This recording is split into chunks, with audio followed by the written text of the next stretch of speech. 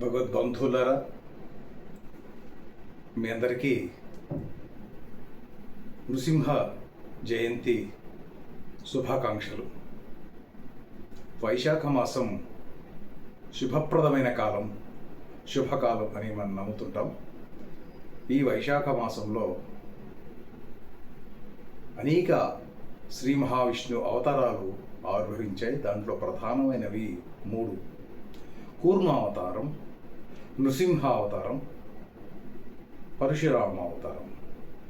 ఈ 3 ఈ వైశాఖ మాసంలో ఉన్నది. మనం ఈనాడు చెప్పుకోదగ్గది ఏమంటే, నృసింహ జయంతి వేడుకలు వైశాఖ శుద్ధ చతుర్థి నాడు జరుగుతాయి. ఈ రోజున స్వామి ఆవిర్భవించిన కాలంగా మనం భావిస్తాం. సగము మానిసి రూపు, సగము నగవు రూపు. సగం మనిషిగా, సగం సింగపు రూపుగా స్వామి ఆవిర్భావం చేశాడు. ఈ అవతరణ యొక్క ప్రధాన ఉద్దేశం ఏమంటే, చెడుపై మనిషి సాధించిన విజయం. మనిషికి ఉండేటువంటి తెలివి, సింహానికి ఉండేటువంటి శత్రువుపై వేటాడే విధానం, ఈ 2 కలిసి నృసింహ అవతారంగా ఆవిర్భవించి దుష్ట శిక్షణ చేశారు అనేది మనం భావిస్తూ ఉంటాం.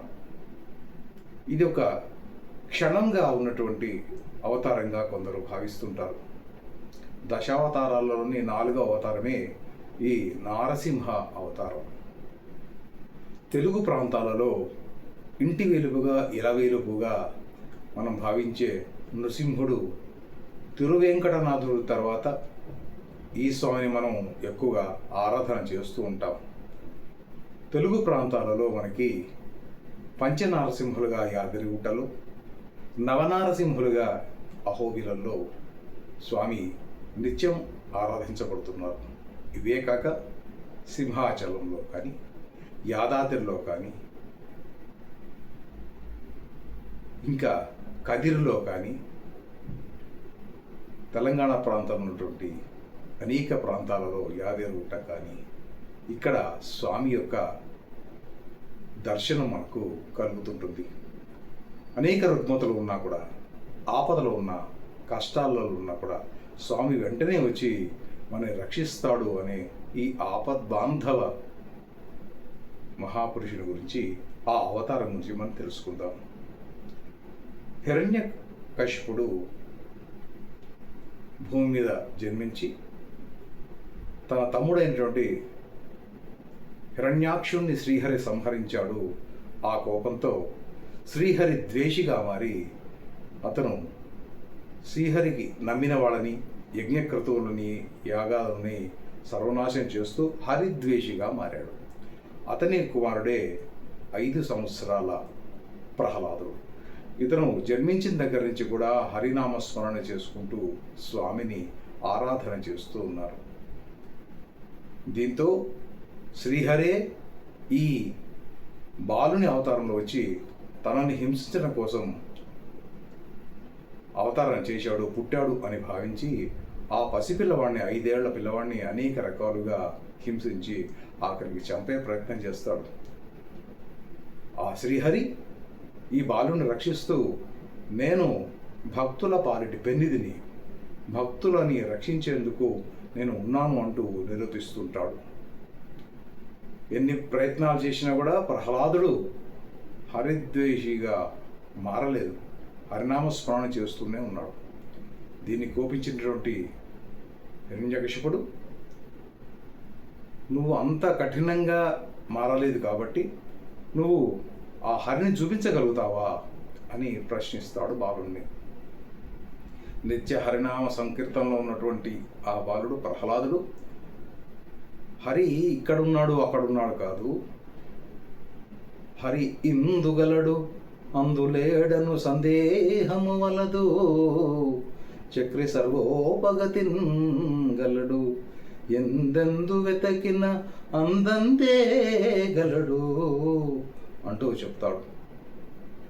ఓహో, సర్వాంతర్యామి అంటున్నా కూడా ప్రతి చోట కూడా ఈ నీ హరి ఉన్నాడా అని చెబుతూ ఆనాటి సాయంత్ర సభలో ఇలా చూపిస్తూ ఇక్కడ ఉన్నాడా అంటూ అతని చూపుడు వేలను చూపిస్తుంటే కవులు వర్ణిస్తారు, శ్రీహరే భయపడ్డట. తన ఉనికిని తన భక్తులకి, తను నమ్మిన వారికి చూపించాలంటే ప్రతి చోట తను ఉన్నాడు కదా, ఈ దుర్మార్గుడైన రాక్షసుడు ఎక్కడ చూపమని, ఏ ప్రాంతం నుంచి నన్ను వెలువడమని కోరతాడో అంటూ హరి ఆ ప్రాంతం నుంచి ఆ ప్రాంతం అట్లా తిరుగుతూ ఉన్నట్ట. చివరికి ఉక్కు స్తంభం చరుస్తాడు. ఈ స్తంభంలో ఉన్నాడా స్వామి, పిలవమను అంటాడు. శ్రీహరిని ప్రార్థిస్తాడు ప్రహ్లాదుడు. మహోగ్రమైన రూపంతో ఆ నరసింహస్వామి ఉగ్ర రూపంలో వచ్చి హిరణ్యకశిపుణ్ణి మీద పడి అతను సంహారం చేస్తూ, పగలు కాక రాత్రి కాక, ఇంటిలో కాక బయట కాక అన్నట్లుగా తను కోరిన విధంగానే ఆ గడప మీద కూర్చొని ఈ రాక్షస సంహారం చేస్తాడు. అంత ఉగ్రరూపమైనటువంటి నరసింహ స్వామి యొక్క అవతారాన్ని, స్వామిని ఉగ్రాన్ని తగ్గించమని ఋషులు కానీ మహర్షులు కానీ కోరితే ఆ స్వామి అదే ఉగ్రంగా కొనసాగుతుండగా వారంతా ప్రహ్లాదుడిని, శ్రీ మహాలక్ష్మిని కోరితే ఆమె స్వామిని ప్రసన్నం చేసింది. దాంతో స్వామి ఆ అహోబిలంలో, మనము తెలుగు వాళ్ళు నమ్మేది ఏమంటే అహోబిల ప్రాంతంలోనే నృసింహ అవతార ఉద్భవం జరిగిందని భావిస్తాం. ఇక్కడే నరసింహులుగా ఉన్నటువంటి స్వామి ఉన్నాడు అని.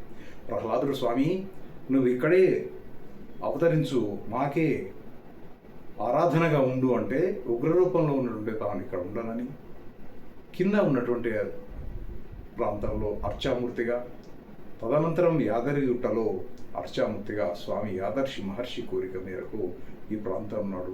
తదనంతరం సింహాచలంలో కూడా స్వామి వెలిచాడు అంటూ మనము భావిస్తూ ఉంటాం.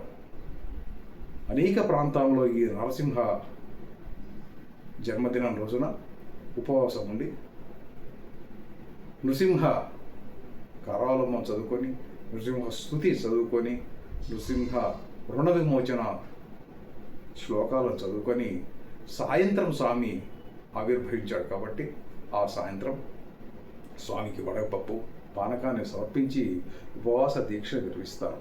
మనకు ఉండేటువంటి అనేక రుగ్మతలు, కోరికలు స్వామి తీరుస్తాడు, సకల ఐశ్వర్యాలు, సకల అష్టైశ్వర్యాలు స్వామి ఇస్తాడు అనేటువంటి భావన మన తెలుగు వాళ్ళలో ఉన్నది. అందుకని ఆ స్వామిని నృసింహ జయంతి రోజున ప్రార్థన చేసుకుందాం.